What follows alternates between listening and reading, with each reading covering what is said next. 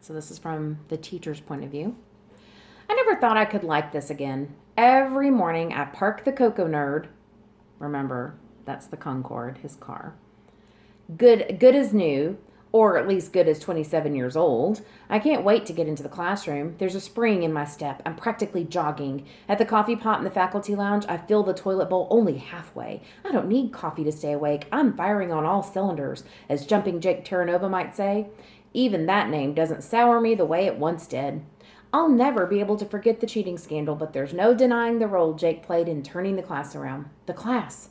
Just the thought of them sends a jolt of electricity up my spine. Who could have guessed that the rejects of the whole school would turn out to be exactly what I needed? The unteachables. Well, not anymore. Oh, sure, there are better students in the world. Okay, there are better students in this hallway. But comparing what they've become to what they started out as, it's clear that something very special is happening, and their teacher has to believe in something I haven't believed in for a long time. Myself. Ooh, I love that change in him. It was the state science assessment that did it for me. There was a moment at the beginning, Parker in his usual pose, hunched low over his exam booklet, staring as if trying to see inside the individual molecules of paper. Hypnotist. Hose hypnotist, he was mumbling, struggling to make sense of the letters on the page. Hose hypnotist. Then all of those hours of reading support kicked in. Photosynthesis! He exclaimed triumphantly. I had to hold myself back from cheering out loud. Jake actually took test day off so he could be with the class to provide moral support. In reality, he was more stressed out than the students and putting everybody on edge. Eventually, I had to coax him into the hall and tell him to go back to the dealership. He protested, "But what if bereft of speech, he threw his arms around me. This was not something I'd ever wanted to happen. Go, I told him, wiggling free. Sell cars, jump through hoops. You're the best teacher ever, Jake declared emotionally. I'm so sorry I did, the thing. Goodbye, Jake. More memories of that morning, looking out over my students, and suddenly the whole room was blurry because my eyes were filled with tears, just like they dove into the river because they thought I was drowning. They dove into this, and they did it for me. They had no way of knowing my job was on the line. That made it all the more impressive. I said this was important. The kids took my word for it. They even studied.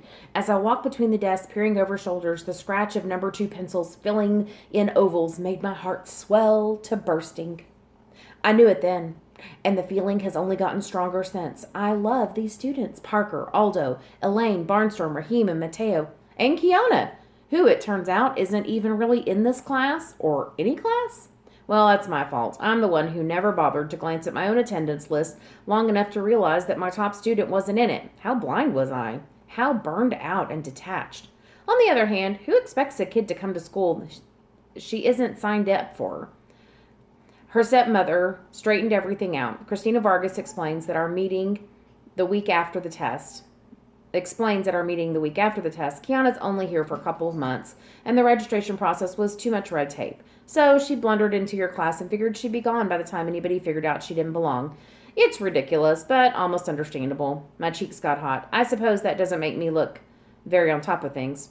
We're all at fault, the principal says kindly. The principal said that? That's weird. I had her progress report in my hand, right in my hand. I remember struggling to put a face to the name, but I never took it any further. Well, I'm not sorry it happened, I go on. She's a fantastic kid and a brilliant student. Look at her score on the exam, 96. She sets a positive example for the rest of the class. My voice trails off. Christina's face has turned ashen. That means pale. I take a guess at the reason. Are you moving her? Because her science scores prove she doesn't belong with my kids? I'm not moving her, she replies grimly. Her stepmother specifically asked that Kiana stay with you. Demanded, actually. But there's something else. I sit back, waiting. Christina takes a deep breath. This is difficult, Zachary. I hate to be the person who has to give you the news. The truth is, you won't be a teacher here much longer. It comes so far out of left field that I'm shocked into silence at first, then light dawns. Thaddeus? The science test? But the scores were good. Kiana's alone. Well, that's just it, she tells me. Dr. Thaddeus, he wants you gone. As soon as he realized what was happening with the Rubini girl, He had a result disallowed.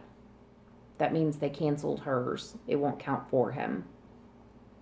Even without her, I insist, the others have made so much progress. Surely their grades are enough. Almost, she said sadly. Remember, Dr. Thaddeus has access to every test these kids have taken since preschool. He can cherry pick exactly the numbers he needs to make sure you can't win. It reminds me of the old saying I heard somewhere, figures don't lie, but liars figure. Devastated, the principal removes an envelope from her desk drawer and hands it over. Dr. Thaddeus dropped it off this morning. I pleaded with him.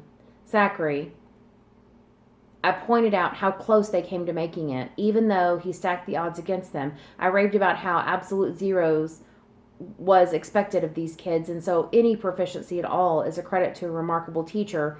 He couldn't have cared less. He even said if they had fallen short by a 1/1,000,000th of 1%, it wouldn't have changed anything.